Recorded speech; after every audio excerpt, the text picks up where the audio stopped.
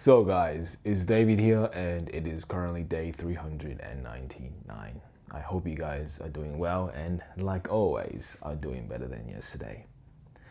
To not think for yourself, guys, is perhaps the one saddest thing one person can live by in life. We make the trouble of taking sides too quickly to be persuaded, to be influenced by someone greater than us, that it robs us of our own creative thinking.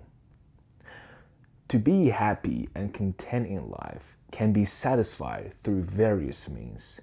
It can be satisfied by higher fame, by more prestige, by more wealth, perhaps satisfied by a sense of achievement, by sexual gratification, by love. So you see, there's no one right way that is bound to make you become happy indefinitely. As we age, as we grow, we start to realize we become motivated and we aspire to different things. And this is very natural. You cannot compare your present self to that of a child. When you were a child, perhaps you have different aspirations. Perhaps your dreams were bigger, or perhaps you just want to have pleasure all day long. And you cannot compare that to who you are now, who you want to become, and you cannot compare your future self, your future dreams, your future aspirations to what you are right now. But one great mistake we make is not to have the ability and habit to think for ourselves. When you take sides too quickly, when you become influenced and persuaded by someone else's set of morals, values, and belief, you lose your own consciousness. And to lose oneself and to lose one's ability to grow and to discover self is perhaps one of the saddest things one person has to live with in life.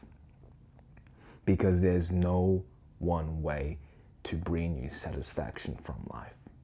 And the most pleasuresome and perhaps the greatest moment of realization for you in life is to find what it means to be you, is to look deep within you, face your fears, face your traumas, go back to the moments where you repent.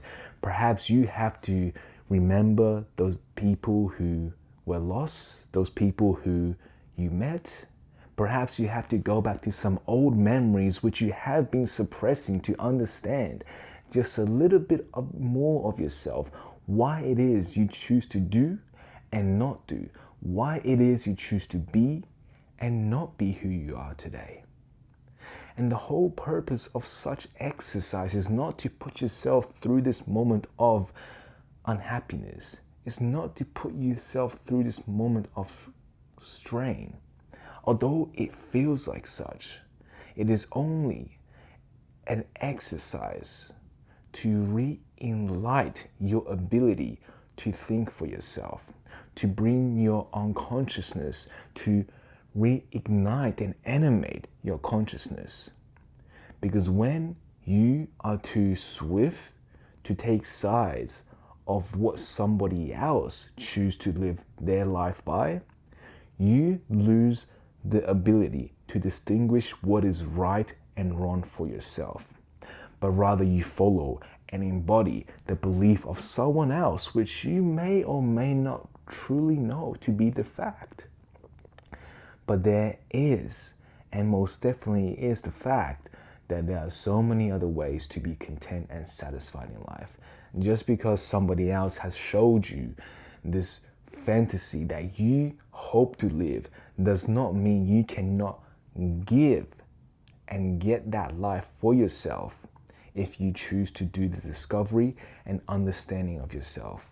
Because by doing so, that will bring you more satisfaction and joy, because you, in essence, are living to your fullest potential. And to live and to understand is to think for yourself, is to think with yourself, not to be too swift to indefinitely take one opinion as the total truth, and to not be influenced by new ideas and worldviews, but to be influenced and to live by those influences are told two totally different meanings. And that is something I will not touch over on in this video. But you should know, and what I believe all of us should take into a little bit more of consideration, is to take the time and awareness to understand a little bit more about ourselves. Not only the things that we are praised on, not only about our flaws, but why we are the person we are today, why we choose and choose not to be, and why we choose to do and not do.